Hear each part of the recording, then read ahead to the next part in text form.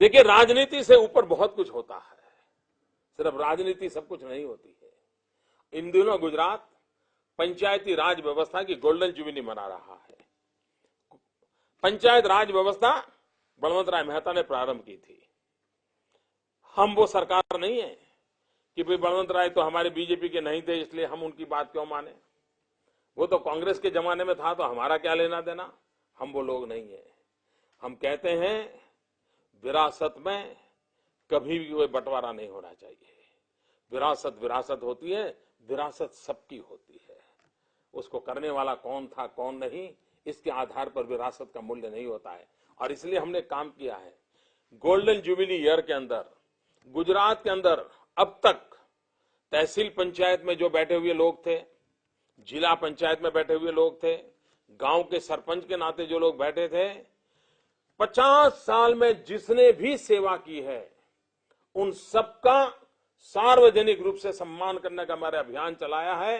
अब तक जो जीवित लोग हैं वो संख्या होती है 1 लाख, और इन 1 लाख लोगों में 80,000 से ज्यादा वो लोग हैं जो किसी न किसी जमाने में कांग्रेस पार्टी से के साथ जुड़े हुए हैं। लेकिन हम राजनीति से ऊपर उठ करके राष्ट्र नीति को केंद्र में रख करके काम करने वाले लोग होने के कारण, भले ही उन्होंने कांग्रेस के अंदर काम किया होगा, भले ही वो भारतीय जनता पार्टी को पराजित कर करके विजयी बने होंगे, लेकिन उन्होंने जनता की सेवा की थी। और इस भाव को लेकर के उन 1 लाख से अधिक तालुका पंचायत, जिला पंचायत, सरपंच जिन्होंने भी सेवा की है भूतकाल में, उन सबके सम्मान के लिए मेरे मंत्री जा रहे हैं।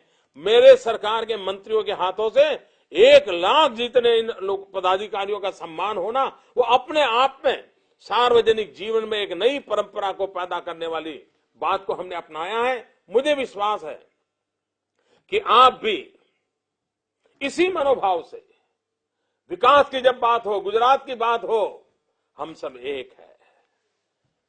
दल कोई भी हो, देश बड़ा होता है। नेता कोई भी हो, देश के लिए जीना होता है। अगर ये भाव लेकर के चलते हैं तो मुझे विश्वास है कि हम एक नई शक्ति को लेकर आगे बढ़ेंगे। मैं अभी आपका गीत